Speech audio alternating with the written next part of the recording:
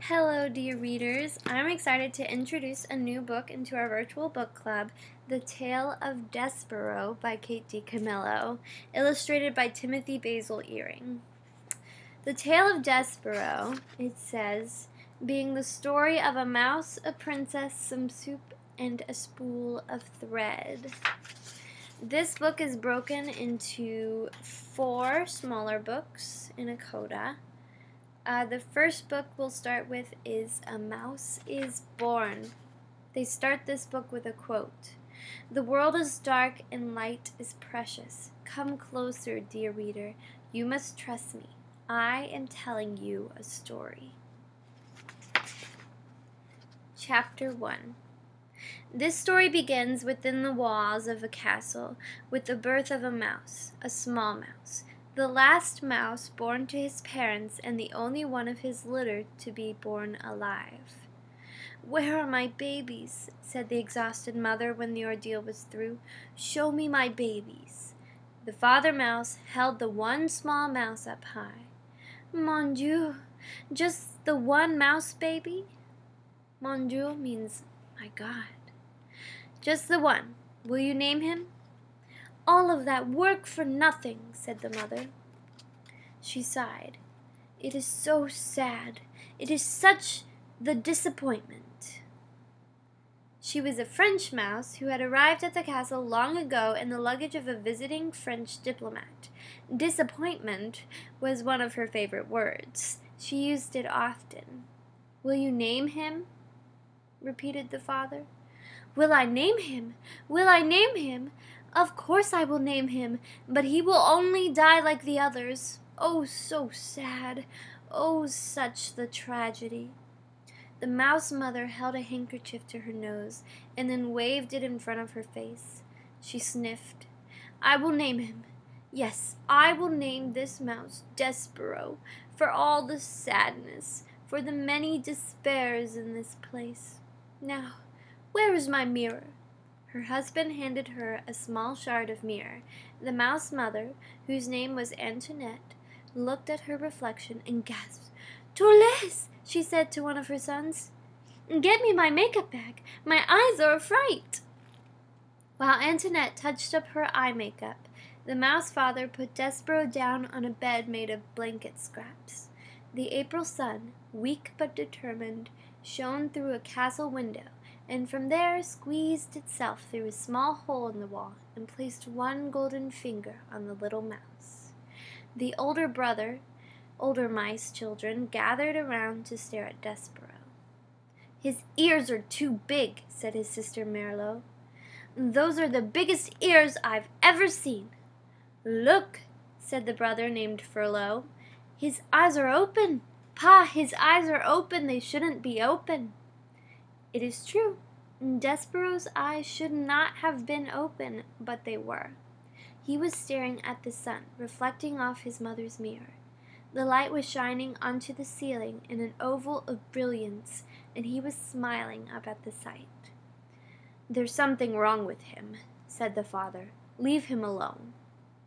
Despereaux's brothers and sisters stepped back, away from the new mouse. "This is the last," proclaimed Antoinette from her bed. "I will have no more mice babies. They are such the disappointment. They are hard on my beauty. They ruin me, my looks. This is the last one. No more." "The last one," said the father, "and he'll be dead soon. He can't live. Not with his eyes open like that." But reader, he did live. This is his story. Here's a picture. You can see the brother and sister gawking at the little baby Despereaux there, and his mother doing her eye makeup.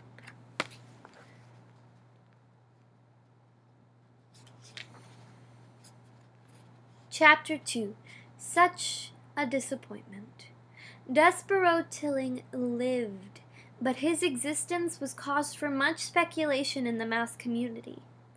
"He's the smallest mouse I've ever seen," said his Aunt Florence. "It's ridiculous. No mouse has ever been this small.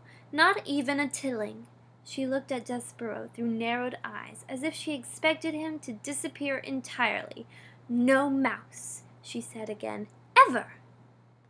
Despereaux, his tail wrapped around his feet, stared back at her.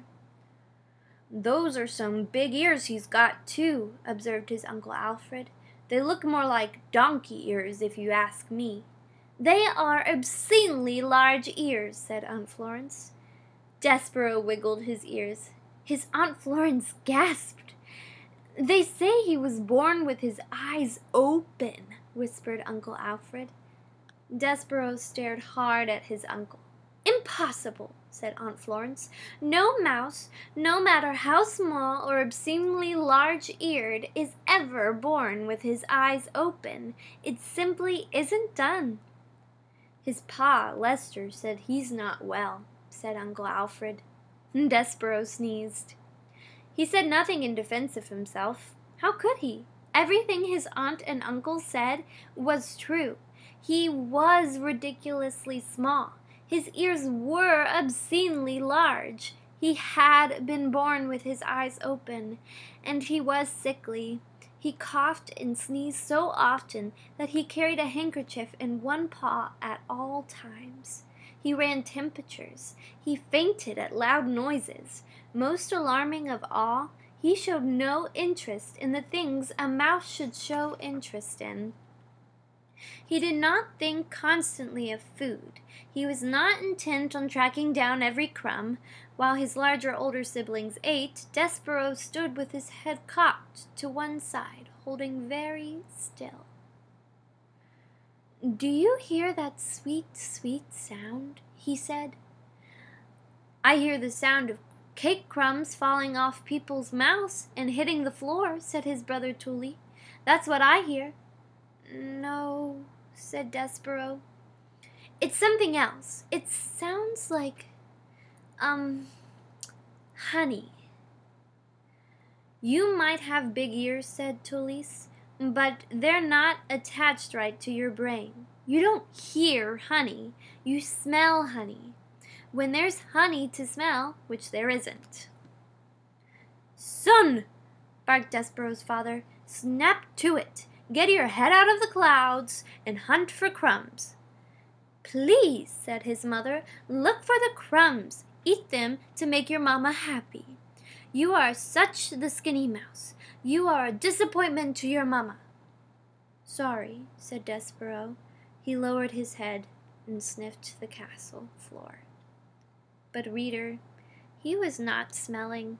He was listening with his big ears to the sweet sound that no other mouse seemed to hear. Chapter 3. Guys, don't forget to take notes between chapters.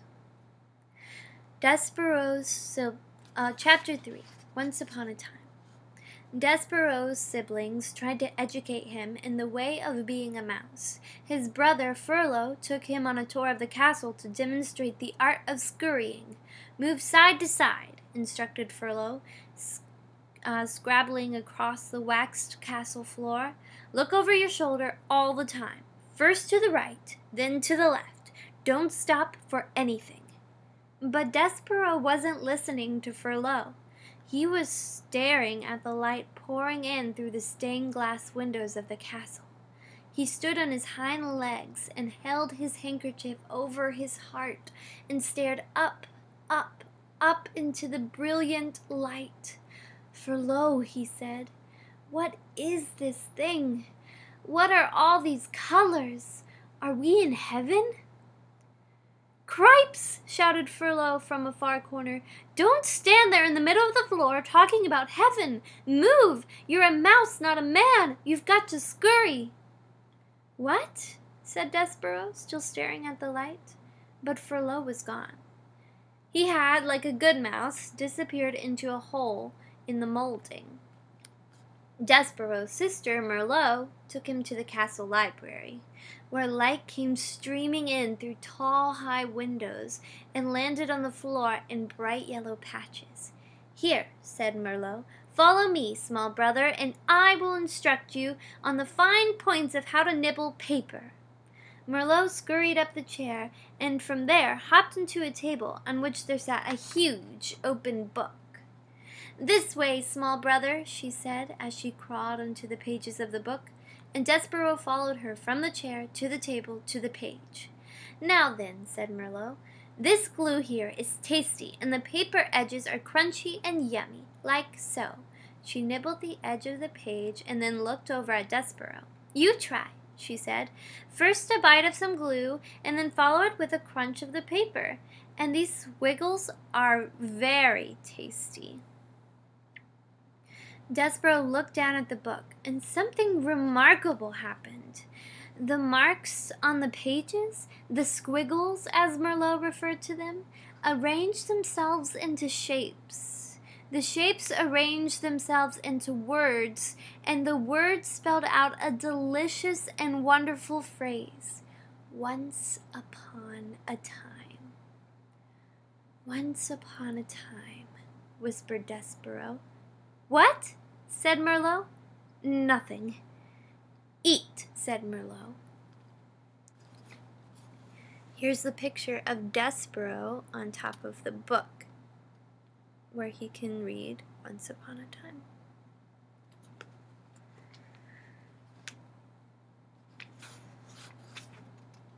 "I couldn't possibly," said Despereaux, backing away from the book. "Why?" Said Despereaux. "It would ruin the story." "The story? What story?" Marlowe stared at him, a piece of paper trembling at the end of one of her indigent whiskers. It's just like Pa said when you were born. Something's just not right with you." She turned and scurried from the library to tell her parents about this latest disappointment.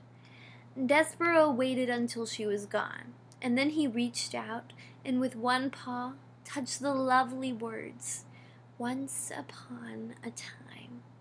He shivered. He sneezed. He blew his nose into his handkerchief. "Once upon a time," he said aloud, relishing in the sound, and then traced each word with his paw. He read the story of a beautiful princess and the brave knight who would serve and honor her. Despereaux did not know it, but he would need very soon to be brave himself. Have I mentioned that beneath the castle there was a dungeon? In the dungeon there were rats, large rats, mean rats. Despereaux was destined to meet those rats. Reader, you must know that an interesting fate, sometimes involving rats, sometimes not, awaits almost everyone, mouse or man, who does not conform. And that concludes chapter 3. Guys, that was beautiful. I love that last line. Reader, you must know that an interesting fate, sometimes involving rats, sometimes not, awaits almost everyone, mouse or man, who does not conform. Break the mold. Oof, I just love it. We will leave the next 3 chapters to tomorrow. Don't forget to take note on those 3 chapters. Chapter 1 was about him being born. Chapter 2 was his family considering him a disappointment for everything he was.